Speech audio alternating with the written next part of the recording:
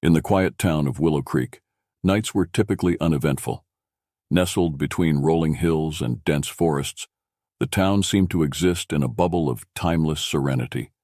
But one clear summer night, everything changed.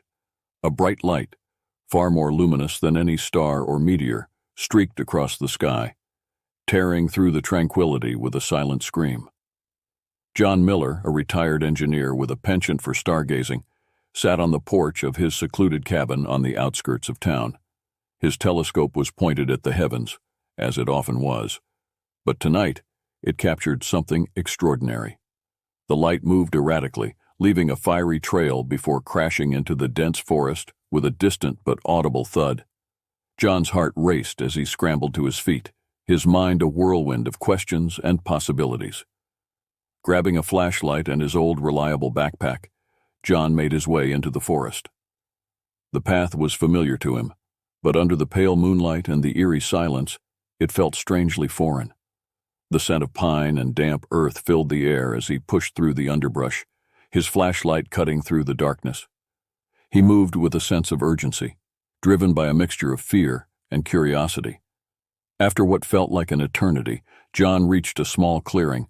His breath caught in his throat as he saw it, a small, silver spaceship half buried in the ground, smoke and sparks emanating from its damaged hull. The sight was surreal, like something out of a science fiction movie, yet undeniably real. John approached cautiously, the heat from the wreckage warming his face. Nearby, he spotted a small figure lying motionless on the ground. His heart pounded as he rushed over, his flashlight revealing the form of a little girl, no older than 8. Her skin was a pale blue, and her large, expressive eyes were closed in unconsciousness. She wore a simple silver suit that seemed to shimmer in the light. John's engineering instincts kicked in. He quickly assessed her injuries, a deep gash on her leg, likely from the crash, and several bruises on her arms and face. He reached into his backpack, pulling out a first aid kit. His hands trembled slightly as he cleaned and bandaged her wounds, trying to be as gentle as possible. The girl stirred slightly, a soft moan escaping her lips. "We need to get you to safety," John murmured, his voice barely audible over the crackling of the wreckage. He carefully lifted the girl into his arms, surprised by how light she was. Despite her alien appearance, she felt fragile and vulnerable, just like any child. With determined steps, he retraced his path back to the cabin, every snap of a twig or rustle of leaves setting his nerves on edge. As they reached the cabin, John gently laid the girl on his old, worn sofa. He fetched a bowl of warm water and a clean cloth, meticulously cleaning her wounds and checking for any other injuries. The girl's breaths were shallow but steady. John sat back, exhaustion washing over him as he watched her sleep. The night stretched on, and John found himself dozing off in a chair beside the sofa. When he awoke, the first light of dawn was creeping through the windows, casting a soft glow over the room. The girl stirred, her eyes fluttering open. For a moment they locked eyes, and John saw a mixture of fear and confusion in her gaze. "You're safe now," he said softly, hoping his tone would convey the reassurance his words could not. "My name is John." The girl blinked, her lips parting as she tried to speak. The sounds that came out were unlike anything John had heard before, a melodious series of tones and clicks. Despite the language barrier, the emotion in her voice was clear. She was scared and in pain. John reached out, gently patting her hand. "It's okay. You're safe here." He sat with her, offering water and what little food he thought might be safe for her to eat. Over the next few hours, as the sun climbed higher in the sky, John kept a watchful eye on his unexpected guest. He knew the road ahead would be challenging, but as he looked at the little alien girl lying on his sofa, he felt a surge of determination. Whatever had brought her here, he was committed to helping her. In the quiet cabin on the edge of Willow Creek, a journey of trust, understanding, and friendship was about to begin. The days following the crash were a whirlwind of cautious optimism and tentative trust. John quickly settled into a routine of caring for the little alien girl, who seemed to respond to his kindness with a mix of curiosity and gratitude. He continued to call her Zara, a name that felt fitting for her otherworldly presence. Zara's wounds healed slowly but surely under John's careful ministrations. She remained fascinated by her surroundings, her large eyes constantly roving over every object in the cabin. John watched her with a mixture of amusement and concern, wondering what her life had been like before her unexpected arrival on Earth. Communication was the biggest challenge. Despite their differences, John was determined to bridge the gap. He started by showing her simple objects, naming them in English. "Cup," he said, holding up the ceramic mug he used for his morning coffee. Zara mimicked the word, her voice melodic and soft. Each day they added more words to their shared vocabulary: book, table, window. Zara was a quick learner, her sharp mind picking up the language at an impressive pace. She seemed particularly fascinated by the books that lined John's shelves, their pages filled with stories of distant worlds and fantastical adventures. John noticed that Zara had a knack for understanding complex concepts. One afternoon, as they sat together on the porch, he showed her his old star charts. Her eyes lit up with recognition, and she began to trace constellations with her finger, her face breaking into a rare smile. "Zolonia," she said, pointing to a distant cluster of stars. John understood that she was talking about her home. He listened intently as she described her planet, using a combination of English words and gestures. Zolonia sounded like a place of wonder, with advanced technology and harmonious living that far surpassed anything on Earth. As the days turned into weeks, John and Zara's bond deepened. He found himself laughing more, his heart lightened by her presence. Zara, in turn, seemed to trust him completely, her initial fear replaced by a sense of security. She began to explore the cabin with more confidence, her eyes shining with the joy of discovery. One evening, as the sun set behind the trees, Zara tugged at John's sleeve, pulling him towards the forest. Intrigued, he followed her. They walked in silence until they reached a small clearing. Zara knelt on the ground and began to draw in the dirt, her fingers moving with practiced ease. John watched in awe as she sketched a complex diagram, a detailed representation of her spaceship. She pointed to various parts, speaking in her melodic language, and John realized she was explaining how the ship worked.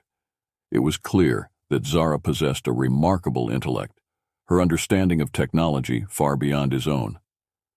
"We'll find a way to fix it," John said, his voice filled with determination. Zara looked up at him, her eyes brimming with gratitude. In that moment, he knew that he would do everything in his power to help her return home. The following weeks were a period of intense learning for both John and Zara.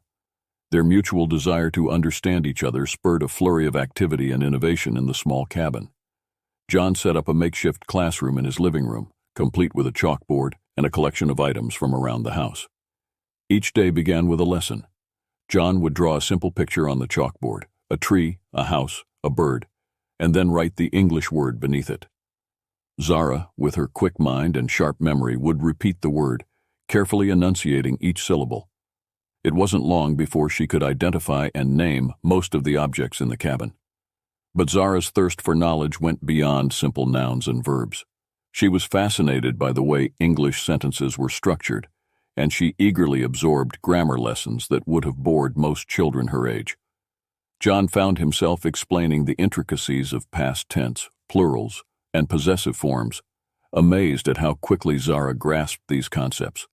Their conversations grew more complex. Zara began to tell John more about her life on Zolonia. She described cities made of shimmering glass and metal, floating vehicles that glided silently through the air, and a society where knowledge and creativity were highly valued. Her descriptions were vivid, painting a picture of a world that was both alien and beautiful. John, in turn, shared stories of his life on Earth. He told Zara about his career as an engineer, his love for stargazing, and the adventures he and his late wife had enjoyed. He showed her photos, pointing out landmarks and explaining cultural traditions. Zara listened intently, her eyes wide with interest. One evening, as they sat by the fireplace, John pulled out an old guitar. He strummed a few chords, the music filling the cozy cabin. Zara watched with fascination, her head tilting slightly to the side as she listened to the unfamiliar sounds. John began to sing a simple folk song, his voice soft and melodic. To his surprise, Zara started to hum along. Her voice blended with the music, creating a harmonious duet that echoed through the room. John felt a lump in his throat, moved by the beauty of the moment.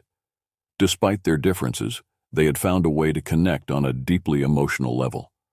As their bond grew stronger, John began to teach Zara practical skills as well. He showed her how to cook simple meals, how to mend clothes, and how to use basic tools. Zara proved to be a quick learner, her nimble fingers adept at handling even the smallest of tasks. One day, while they were working in the garden, Zara asked John a question that had been on her mind for some time. "Why did you help me?" John paused, looking down at the young girl who had become such an important part of his life. "Because you needed help," he said simply, "and because I couldn't imagine not helping you. You remind me that there's still good in the world, that there's always hope." Zara smiled, her eyes shining with gratitude. "Thank you, John. You've given me so much." John nodded, feeling a warmth in his heart that he hadn't felt in years. "And you've given me a new purpose, Zara. You've shown me that there's still so much to learn, so much to explore." Together, they continued their journey of discovery, each day bringing new challenges and new triumphs. In the quiet cabin on the edge of Willow Creek, a bond was forged that transcended language, culture, and even planets. They were no longer just a man and an alien girl. They were friends, family, and each other's greatest source of strength and inspiration. One evening, as John and Zara sat on the porch, admiring the sunset, the tranquility was shattered by an unusual sight. Strange lights flickered in the forest, casting eerie shadows among the trees. John felt a chill run down his spine. He knew those lights could only mean one thing. Someone was searching for Zara's crash site. "Zara, we need to go inside," John said urgently, pulling her gently but firmly from her seat. Zara's eyes widened with fear, understanding the implication of the lights. Once inside, John quickly closed the curtains and turned off the lights. He retrieved a pair of binoculars and cautiously peeked through a small gap. The lights were getting closer, accompanied by the distant hum of engines. It was clear that government agents were conducting a thorough search of the area. "We can't stay here," John whispered, his mind racing. "If they find us, they'll take you away." Zara clung to John, her trust in him absolute. "What do we do?" she asked, her voice trembling. John took a deep breath, trying to formulate a plan. "We need to leave Willow Creek. We'll find somewhere safe where they can't track us." He grabbed a backpack and hastily packed essential items: food, water, a first aid kit, and some of Zara's drawings and star charts. Zara, understanding the urgency, helped as best as she could, her hands shaking slightly. As they prepared to leave, John took one last look around the cabin. It had been his sanctuary, a place of solace and healing. But now, it was no longer safe. He wrapped a blanket around Zara and led her out the back door, into the cover of darkness. They moved swiftly through the forest, keeping off the main paths to avoid detection. The night was cold and unforgiving, but adrenaline kept them moving. The sounds of the agents' search grew fainter as they put more distance between themselves and the cabin. After several hours of walking, they found a small, secluded cave. It wasn't much, but it provided temporary shelter. John set up a small fire, careful to keep it low and hidden from view. Zara huddled close to the warmth, her eyes reflecting the flickering flames. "We'll rest here for a few hours," John said, his voice weary but resolute. "Tomorrow, we'll head further into the mountains. I know a place where we can stay." Zara nodded, her trust in John unwavering. "Thank you," she whispered, her eyes heavy with exhaustion. John smiled gently, brushing a strand of hair from her face. "We'll be okay, Zara, I promise." As the fire crackled softly, John kept watch, his mind focused on their next steps. He knew the road ahead would be difficult, but he was determined to protect Zara no matter the cost. The journey through the mountains was arduous. The terrain was rugged, and the air grew thinner as they ascended. John and Zara took breaks frequently, rationing their supplies carefully. Zara, despite her fear and exhaustion, remained resilient, drawing strength from John's unwavering determination. After several days of travel, they stumbled upon an old, abandoned cabin nestled deep within the mountains. It was small and weathered, but it provided the shelter and security they desperately needed. John inspected the structure, finding it surprisingly sound despite its age. "This will be our new home," John said, looking at Zara with a reassuring smile. "We'll be safe here." They spent the first few days making the cabin habitable. John repaired broken windows and reinforced the door, while Zara helped clean and organize their supplies. The routine gave them a sense of normalcy, a way to focus on something tangible amidst the uncertainty. Life in the mountains was tough, but they adapted quickly. John taught Zara how to gather firewood and purify water from the nearby stream. He showed her how to identify edible plants and set up simple traps for small game. Zara proved to be an eager student, her quick mind and nimble fingers mastering each new skill. In the evenings, they would sit by the fireplace, sharing stories and dreams. Zara told John more about Zalonia, describing the beauty of its landscapes and the wonders of its technology. John, in turn, shared tales of Earth's history, its triumphs and failures, and the resilience of the human spirit.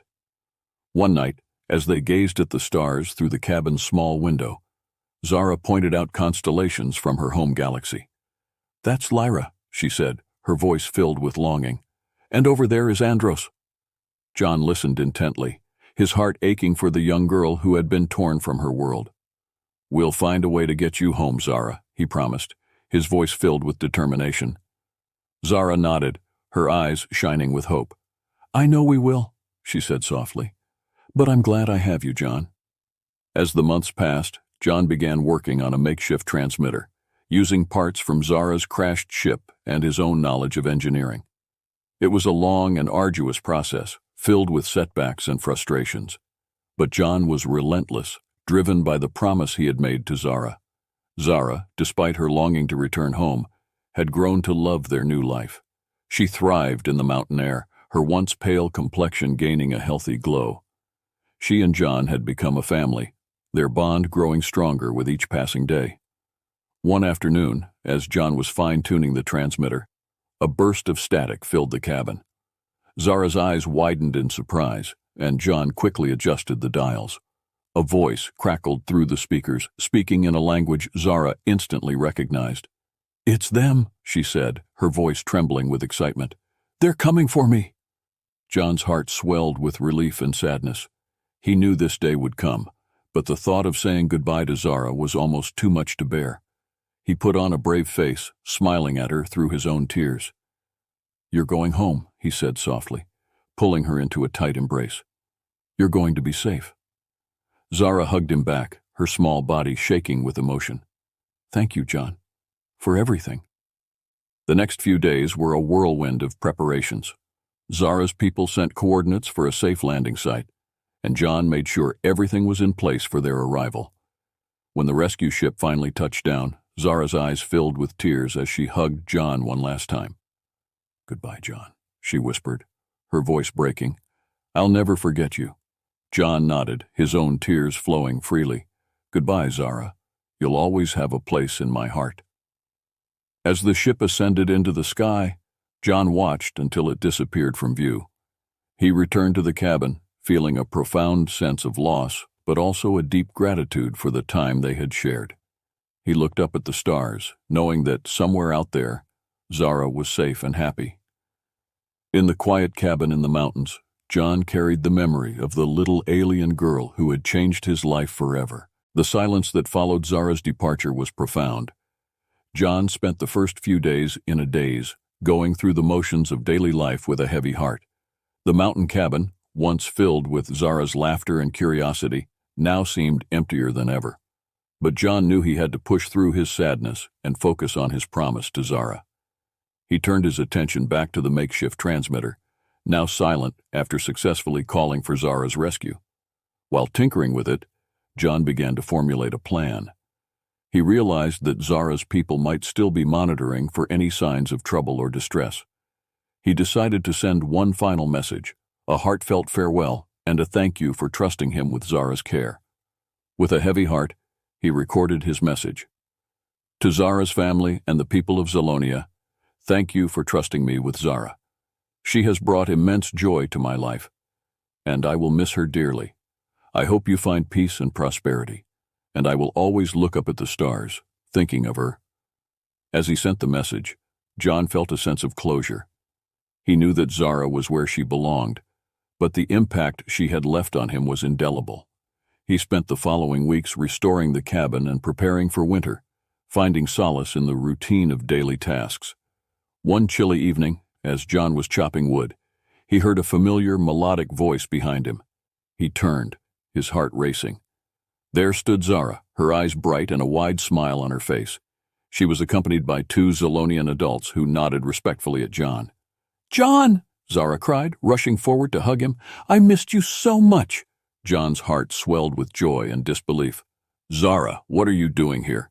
"We received your message," said one of the Zolonians, a tall woman with strikingly similar features to Zara. "We couldn't leave without expressing our gratitude in person. Zara insisted on seeing you again." John's eyes filled with tears as he looked at Zara. "I missed you too, Zara. I'm so happy to see you." The reunion was filled with laughter and tears. The Zolonians explained that they had come not just to thank John, but to offer him a gift. They handed him a small device, no larger than a smartphone, explaining that it was a communicator. With it, he could stay in touch with Zara and learn more about Zolonia. Zara's mother, Lyra, spoke softly. "We understand the bond you share with Zara. You are part of our family now, John. This communicator will allow you to stay connected with us and with Zara." John was overwhelmed with gratitude. "Thank you. This means more to me than you can imagine." The day of the final departure arrived, and Zara's people prepared their ship for the journey back to Zolonia. The communicator had already become a cherished item for John, a symbol of the enduring connection between him and Zara. They spent their remaining time together sharing stories and making memories that would last a lifetime.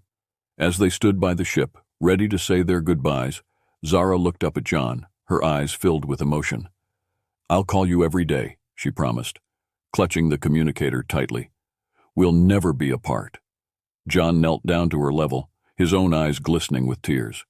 "And I'll always be here, Zara. No matter how far away you are, you'll always be in my heart." They hugged tightly, neither wanting to let go. Finally, Zara stepped back, her small hand slipping from John's. She walked up the ramp to the spaceship, turning to wave one last time before disappearing inside. John watched as the ship ascended, a bright light against the darkening sky. He felt a deep sadness, but also a profound sense of fulfillment. Zara was safe, happy, and with her family, and he had found a new purpose and a new family among the stars. The cabin felt empty again, but this time it was different. John knew that Zara was just a call away. He went inside and sat by the fireplace, the communicator in his hand. It buzzed softly, and Zara's face appeared on the screen. "Hi, John," she said, her voice filled with excitement. "We're on our way home. I can't wait to show you everything." John smiled, his heart light. "I can't wait to hear all about it, Zara. Safe travels." As the days turned into weeks, John and Zara stayed in touch, sharing their lives and experiences.